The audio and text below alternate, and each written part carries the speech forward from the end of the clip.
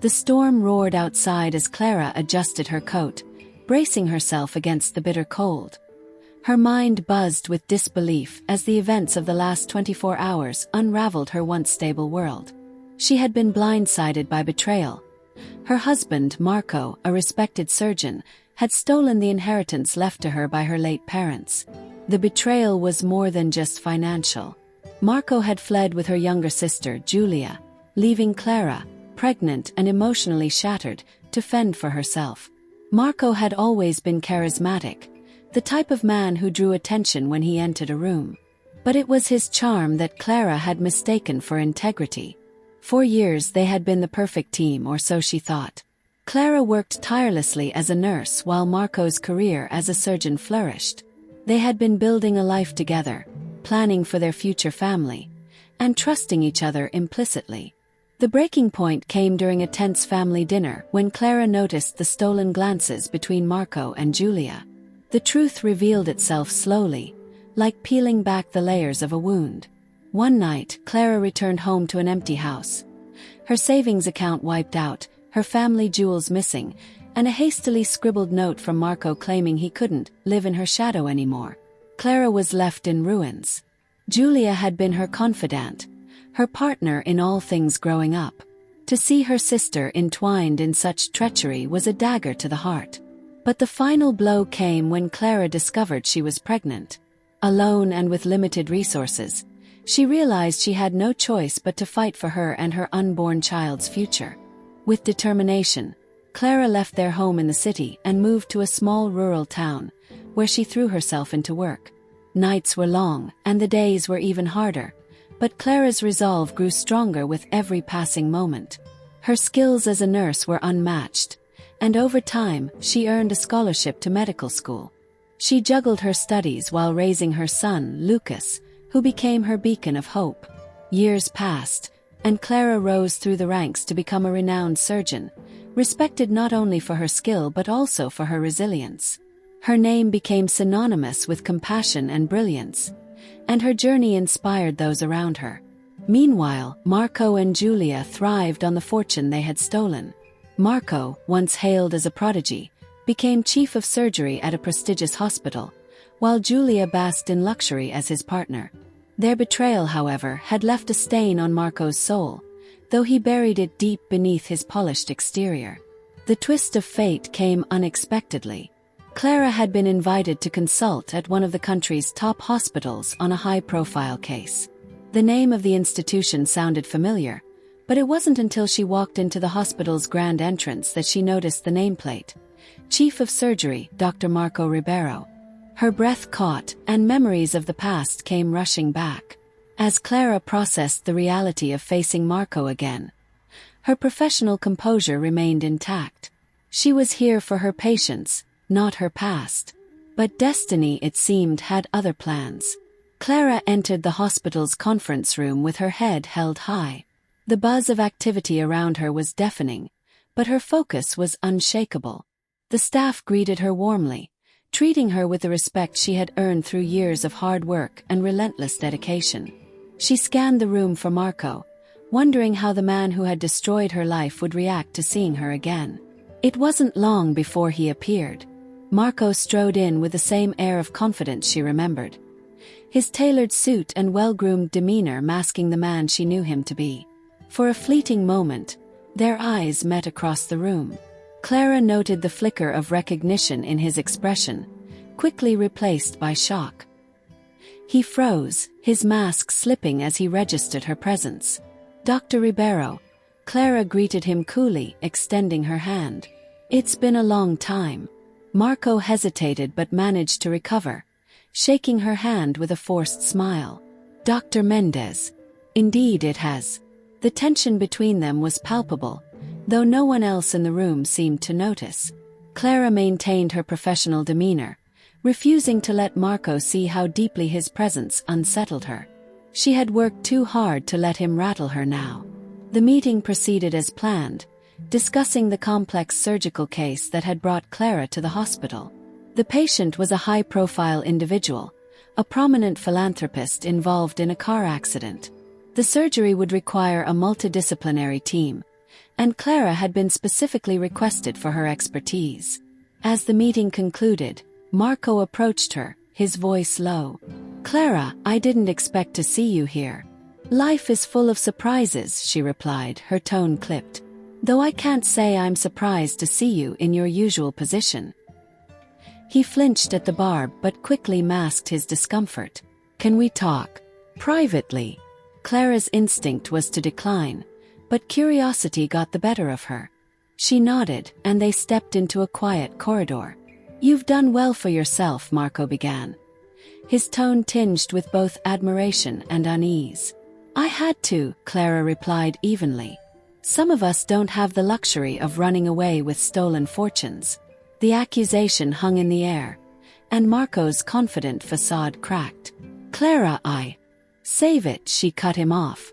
"I'm not here to rehash the past. My priority is the patient. Let's keep it that way." Marco's face darkened, but he nodded. "As you wish."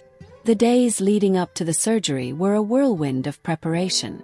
Clara threw herself into the case, determined to ensure the best outcome for the patient. She avoided Marco as much as possible, but their paths inevitably crossed during team meetings. Each interaction was a reminder of the scars he had left on her life. Then the unthinkable happened. Late one evening, as Clara reviewed the patient's scans, a commotion erupted in the ER. Nurses and doctors rushed past her, and she overheard frantic voices. "Car accident victim. Critical condition. Multiple injuries." Clara's pulse quickened. She followed the commotion to the trauma bay, where a stretcher was wheeled in. The patient was unrecognizable at first, covered in blood and barely conscious. It wasn't until the paramedics shouted the name that Clara's breath caught in her throat. Julia Ribeiro, 34, female, severe head trauma and internal bleeding.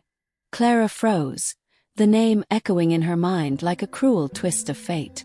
Julia, the sister who had betrayed her, lay on the stretcher, fighting for her life.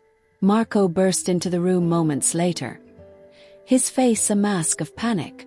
"Julia," he shouted, rushing to her side. His hands trembled as he reached for her, his commanding demeanor replaced by desperation. Clara's instincts kicked in. Despite everything, she was a doctor first. "Get her to the OR immediately," she barked. "We're running out of time." Marco turned to her, his eyes pleading. "Clara, please save her. I can't lose her." The weight of his words hit her like a tidal wave. The man who had stolen her life now begged for her help. The irony was almost too much to bear. "Get her prepped," Clara said, her voice steady. "I'll lead the surgery." Marco's relief was evident, but Clara wasn't doing this for him, or Julia. She was doing it because of the oath she had taken, the values that had carried her through the darkest times. As they scrubbed in for the operation, Clara couldn't help but feel the past colliding with the present. The stakes had never been higher, and the decisions she made in the next few hours would change all their lives forever. The operating room buzzed with activity as Clara took her place at the head of the surgical team. The tension was palpable, and every step felt like walking a tightrope between life and death. Julia's injuries were severe. Multiple internal lacerations, a fractured skull, and significant blood loss. Clara's hands moved with precision, her mind laser-focused on the task at hand. Across the table, Marco watched anxiously, his face pale and drawn. Though he was assisting, his usual confidence was absent. For the first time, he was utterly dependent on Clara, the woman he had betrayed, to save the person he claimed to love. "Clamps," Clara ordered, her voice steady. The nurses moved with synchronized precision, responding to her every command. Marco's hands trembled slightly as he passed her an instrument, and Clara caught his eye. There was a fleeting moment of vulnerability, but she quickly redirected her attention to the task before her. Hours passed, and the operation neared its climax. Clara worked tirelessly to stabilize Julia's injuries, sweat beading on her brow as she navigated the delicate procedure.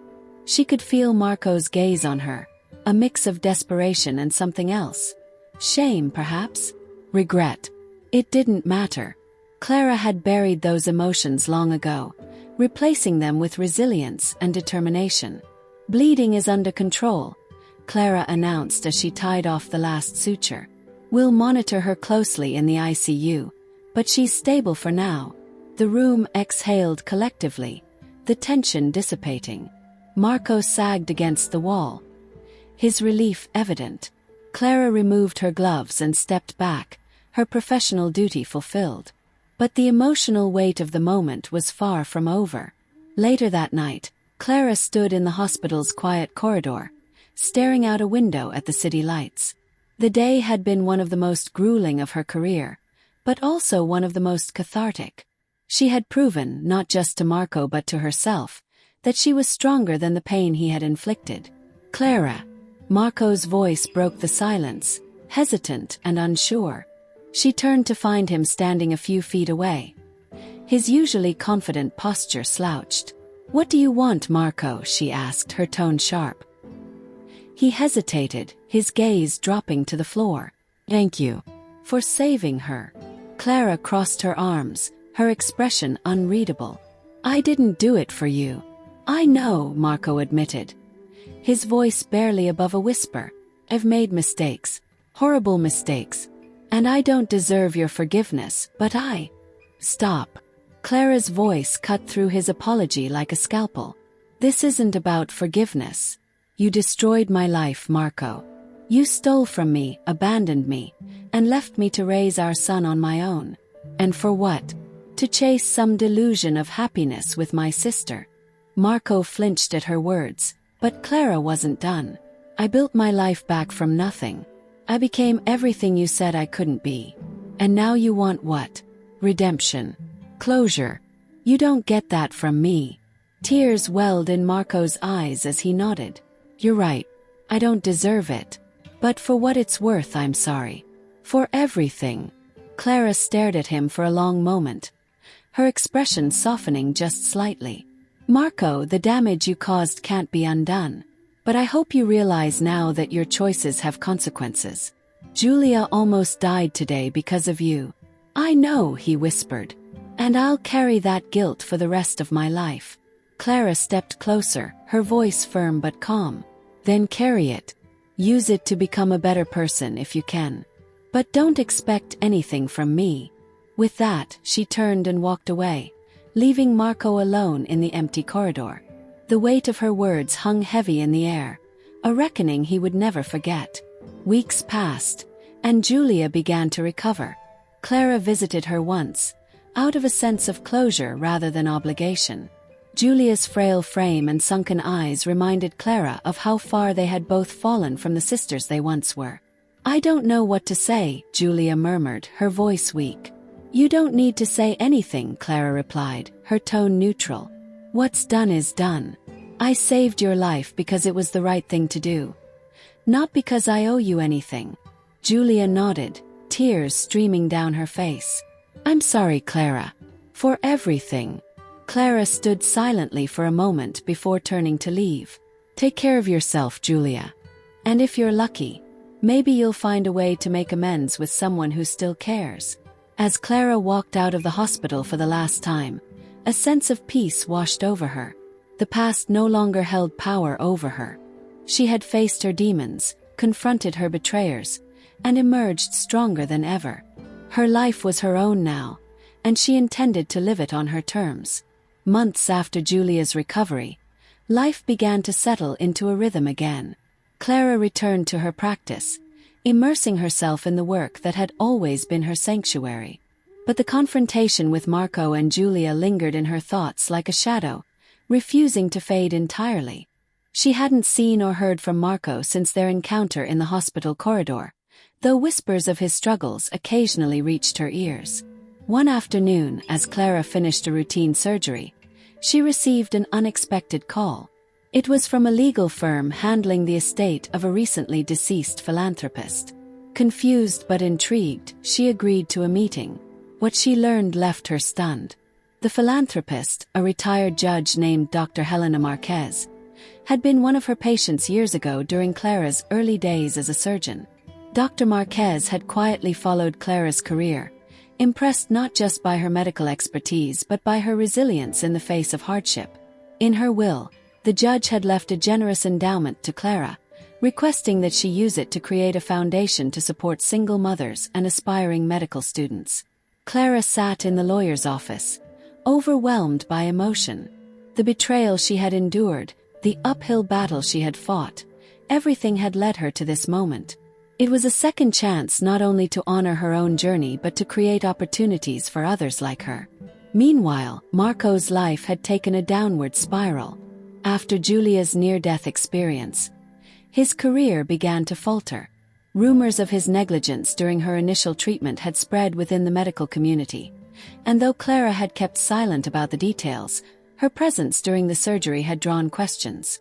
Slowly but surely, Marco found himself ostracized. His once bright reputation tarnished beyond repair. One day, Marco appeared unannounced at Clara's clinic. He looked haggard, his once pristine appearance now marked by exhaustion and regret. Clara was taken aback but maintained her composure as she invited him into her office. "What do you want, Marco?" she asked, her voice firm but calm. He hesitated, his hands trembling as he placed a worn envelope on her desk. "I came to apologize," he said, his voice barely above a whisper. "Not just for what I did to you but for everything. I've lost everything, Clara. Julia left me. The hospital revoked my position. I have nothing." Clara regarded him carefully, her emotions a mix of pity and vindication. "And you think coming here will fix that?" she asked, raising an eyebrow. "No," Marco admitted, his voice cracking. "But I wanted you to know that I see it now. Everything you said to me about consequences, about choices, it's all true. I made my bed, and now I'm lying in it." Clara sighed, her gaze softening slightly. "What's in the envelope?" Marco gestured toward it. "It's a letter. For Lucas. I know I've been absent his entire life, but I'd like him to have it. Even if he never reads it, I want him to know that I—" He choked on his words, unable to finish. Clara stared at the envelope, debating whether to accept it. Finally, she reached out and took it. "I'll give it to him," she said quietly. "But don't expect forgiveness, Marco. Lucas deserves better than a father who only shows up when it's convenient." Marco nodded, tears streaming down his face. "Thank you, Clara, for everything." Months later, Clara stood on the stage of a grand auditorium, addressing an audience of donors, medical professionals, and aspiring students. The Clara Mendez Foundation had officially launched, its mission to provide scholarships and resources for single mothers pursuing careers in medicine. As Clara spoke, she shared a glimpse of her own story, not the betrayal, but the resilience it had inspired. "My journey wasn't easy," she said, her voice steady and clear. "But it taught me that strength comes from within, and that our greatest challenges can become the foundation for our greatest achievements." This foundation isn't just about medicine. It's about hope, second chances, and the belief that no obstacle is insurmountable. The audience erupted into applause, a standing ovation that filled the room with energy. In the crowd, Clara spotted Lucas, now a bright and curious boy, cheering louder than anyone else. His pride was her greatest reward. As Clara stepped off the stage, she felt a profound sense of closure. Marco's letter remained unopened, tucked away in a drawer for Lucas to read when he was ready. Clara had no intention of allowing her son's life to be overshadowed by the mistakes of his father. For now, her focus was on building a legacy of her own, a legacy that honored her strength, her values, and the future she had fought so hard to secure. Dear viewers, thank you for watching. If you like this story, please subscribe to our channel to receive more stories every day. Share with us what you think of this story and tell us where you're watching from.